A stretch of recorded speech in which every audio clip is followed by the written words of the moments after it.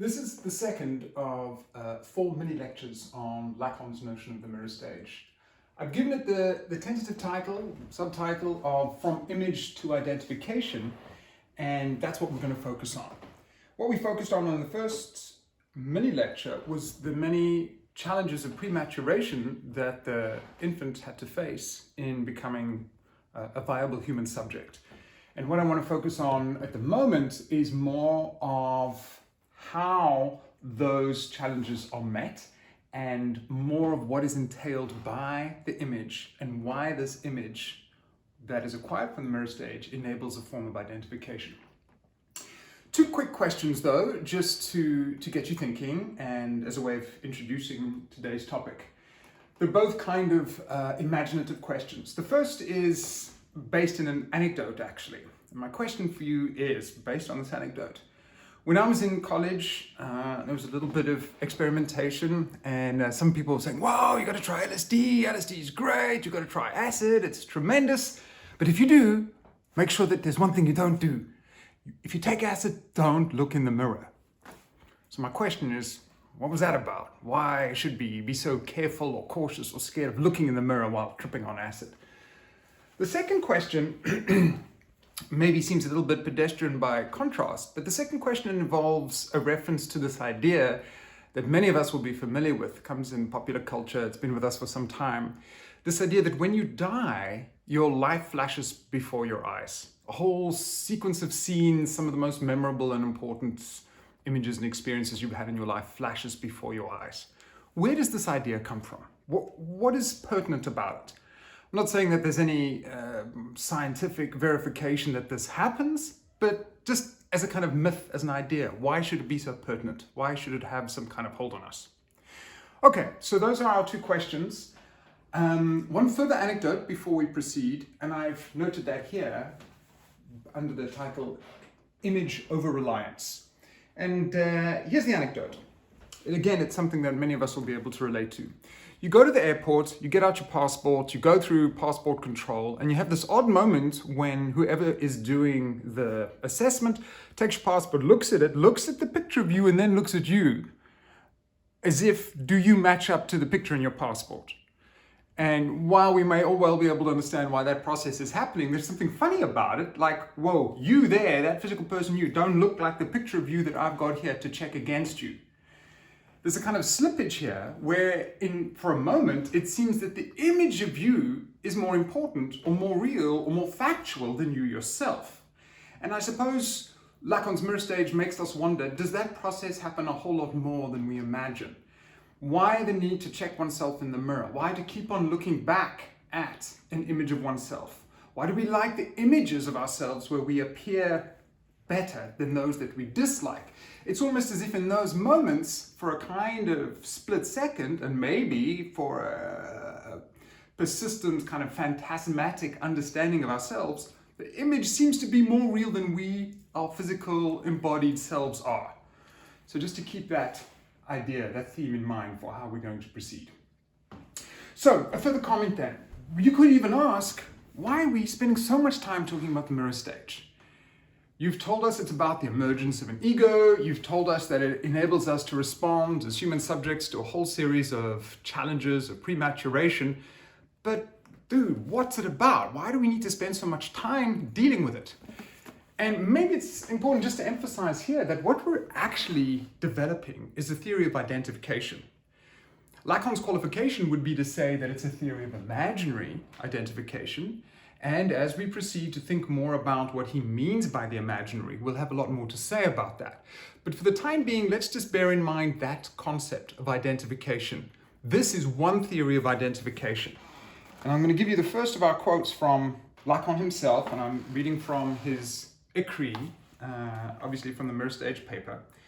And the reason I want to give the quote is just because it fixes us, it links us back to Freudian psychoanalysis, where the concept of an identification is, of course, an important one. Lacan says, it suffices to understand the mirror stage as an identification. He italicizes that term. As an identification in the full sense analysis gives to the term, namely the transformation that takes place in the subject when they assume an image. So, that's the end of the quote. So, what I wanted to stress with that is that not only are we linking back to this whole series of ideas in Freud about identification, and as we will see later, for Lacan, there's a big difference, important, crucial difference between what he would call an imaginary form of identification as opposed to symbolic forms of identification. But we're also trying to suggest that there's something of an important transformation that takes place in the subject when an identification is made, with an image.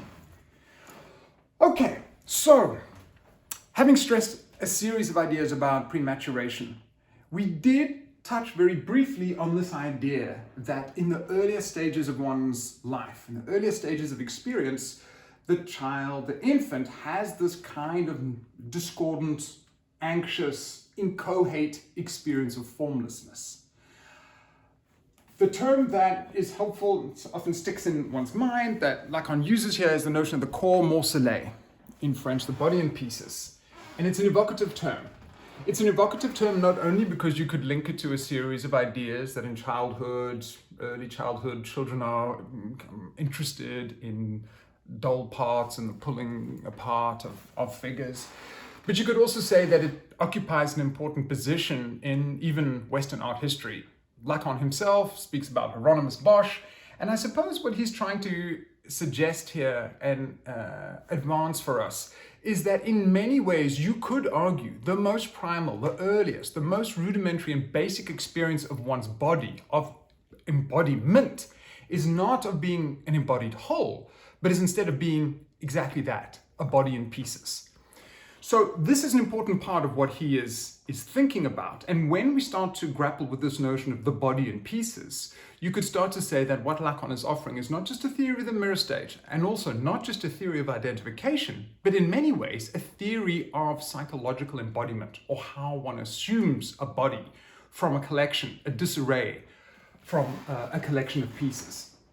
Hence my point here, that once we've started to stress the notion of the corps morcele, the body in pieces, you could argue that, for Lacan, formlessness is the primary state. Fragmentation, in a way, comes before the existence within a seemingly unified or coherent sort of experience. So another quick quote from Lacan, we're staying with the mirror stage essay, just to illustrate this idea of the body in pieces. He says, the mirror stage is a drama whose internal pressure pushes precipitously from insufficiency to anticipation. And it turns out fantasies that proceed from a fragmented image of the body to a form of its totality, to the finely donned armor of an alienating identity of rigid structure. So that's the end of the quote. I've just paraphrased and taken a few sections out. But what I wanted to stress about that is a couple of things. Firstly, you could say that human subjectivity is never fully detached from, never fully transcends this basic experience of being a body in pieces. And not just a physical body in pieces, but being a subjectivity of formlessness, a subjectivity of pieces, a subjectivity that hasn't been unified or made whole. Why I'm stressing that so much is that it helps us then understand the almost desperate anticipatory urge for this emerging subject to grab onto some kind of an image that will give them some wholeness, that will give them some unification, that will give them some cohesion. There's a kind of headlong, desperate need to grab an image. And of course, why I'm stressing that is also to make it apparent that sometimes there may be something over-anticipatory in that. There may be something less than accurate in that desperate need to take on an image. It's almost as if we would rather have an inaccurate, wrongish image than no image whatsoever. But that's not the only reason that I'm stressing this. We've heard that he says this is a movement from anticipation, insufficiency to anticipation. So there's kind of insufficiency that underlies it.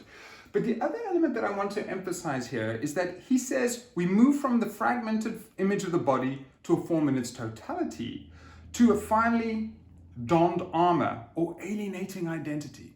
Why alienating identity? And also why rigid structure? Why I pose that question is to suggest that maybe there's two areas of potential psychopathology, to put the word in inverted commas, to be aware of here. There's two potential types of psychical problem.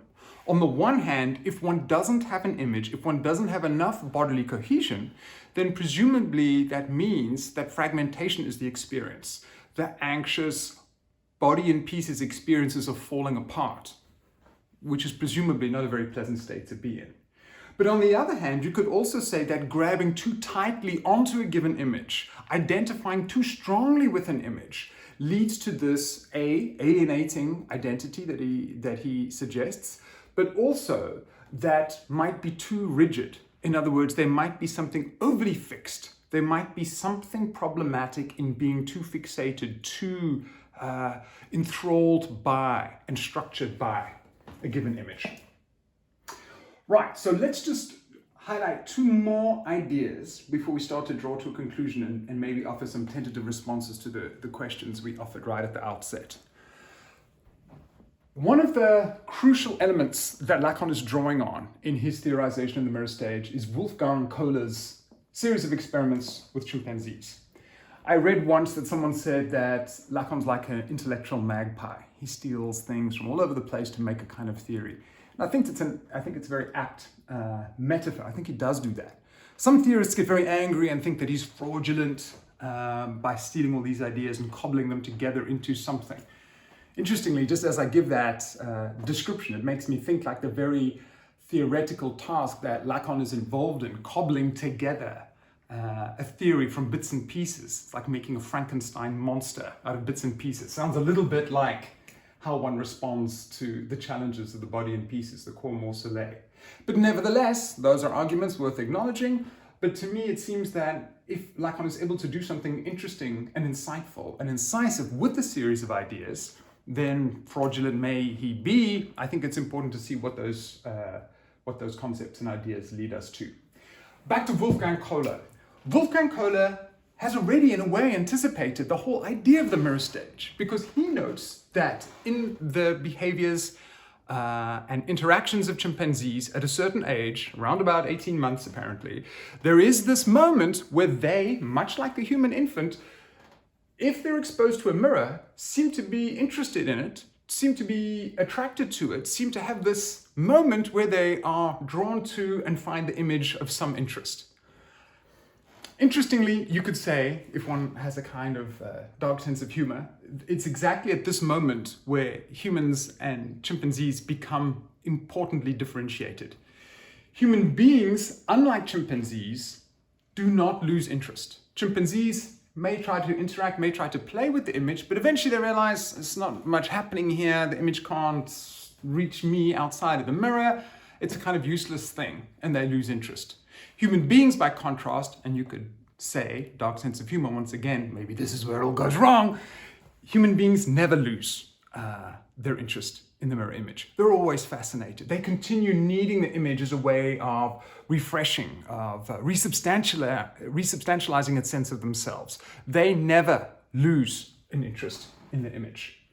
The way that Lacan describes this moment of jubilant assumption, I think I put it up here, it's some of his terminology.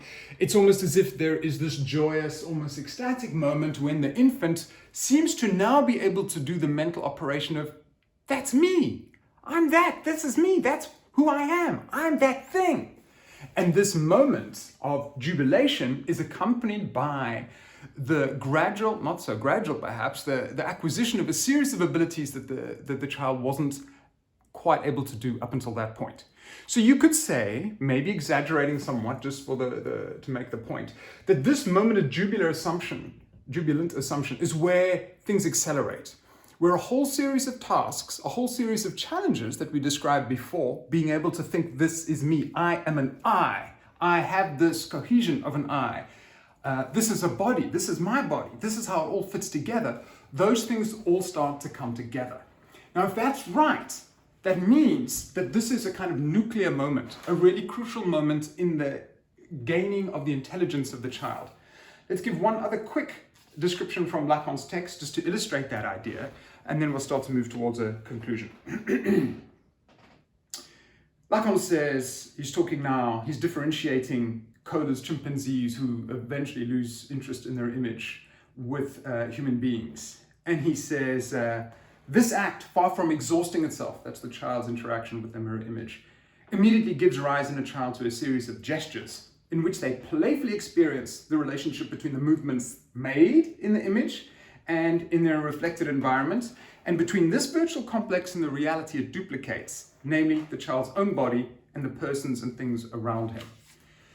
So, just to add there, it's not just about being able to recognize my body and to recognize that I have an I, which I see externalized in the image. It is those things too, but it's also about the placement, the location of an I, of a subjectivity in the environment around the child.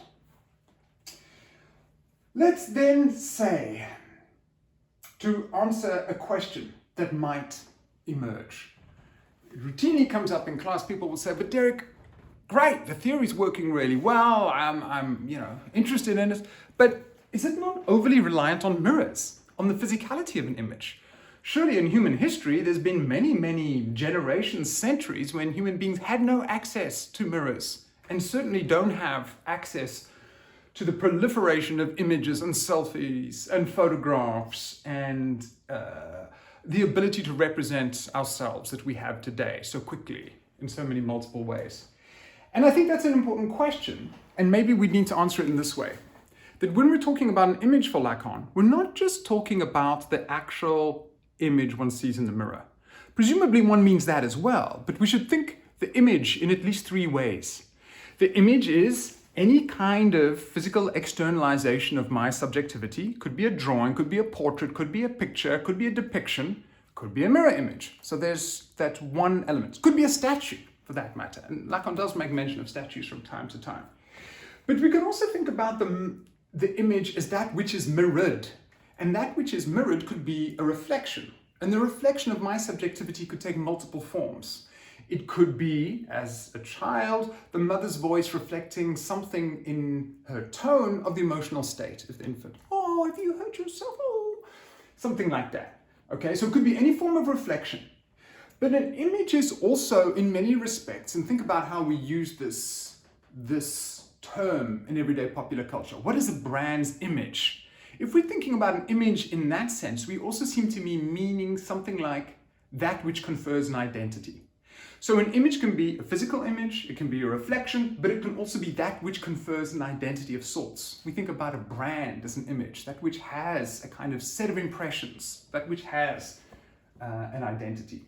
Also importantly, and this will be crucial for the mini lecture that follows, we could say that others are a source of images of ourselves, that we see ourselves in others, that when little children are around one another, they learn from themselves that to all intents and purposes, the others around me are in some ways my mirror images. So those are three different ways in which we can think about what the image may mean, and they help us get around this problem of the mirror being an invention only of fairly recent invention, historical invention. So last point there, we gain a lot. If Lacan is right, by being able to assume an image of myself in this moment, this kind of jubilant assumption, which of course may be spread across more than just one moment, more than just a certain period in childhood. If assuming an image is as important as he says, we should expect that once that process has occurred, the child will start to acquire a formative sense of subjectivity, a greater sense of cohesion, a greater sense of an I. They will start to have an I function, an ego, where they didn't properly have that before. They should also start to have a great deal more of motor sensory coordination than they did before, because they can see their body, they have a sense of how that body fits together. They essentially have a map of the body. All of those things are crucially important, and we wouldn't want to deny them to anyone. But Lacan is a little cautious here. His implication is that once we have the image, once we've made those identifications of the image, we can do an awful lot more than we could before. We're more viable human subjects. But we have also, by virtue of taking in an image, we've in a sense taken on an alienating identity as well, an alienating destiny. What does he mean by that? Why does he sometimes think about the image as a gestalt? Why is there this frequent implication that the image is not completely accurate and maybe even somehow fraudulent? That's what we'll move on to discuss in our following mini lecture. Let's just answer our two questions though. Why would it be a disconcerting and problematic experience to look in the mirror when one is tripping on LSD? I'm not sure I want to answer that question, but presumably it seems that what might start to manifest in that experience is that if there is a difference between this domain of physical, psychological, interior experience and the image that I use to map those experiences, if there is a minimal difference, a discrepancy between those two things, it may well be the case that when I'm tripping on acid and I look in the mirror, those two things start to slightly separate. This also, in fact, relates to my homework exercise, which is a bit of an imaginative one. You don't have to do it. Some people don't like doing this. Maybe you've already done it in childhood. I certainly did this once, and that was just to go and look into a mirror for a prolonged period. Like, look right into your eyes and keep on looking and keep on looking. And the more one does this, if you do it for a prolonged period of time, sometimes one has this slightly unnerving, uncanny experience of, like, that thing isn't quite me. And oddly, you could say, maybe that's exactly the experience that everyone was warning me about. Don't take acid, don't look in the mirror, because you may experience in a more dramatic, forceful way that disconnection between experience and image. And of course, for Lacan, that is actually the real state of affairs, that disconnection is more primary than our assumed sense of connection and oneness. The other question that I asked was about this cultural idea of your life flashing before your eyes. There's an interesting Tom Cruise movie, it's called Vanilla Sky, and at the end of Vanilla Sky, we have one of these scenes that's filmed, precisely one of the scenes of your life flashing before your eyes. So the Tom Cruise character at a pivotal scene, right towards the end of the climax of the film, dives off a building.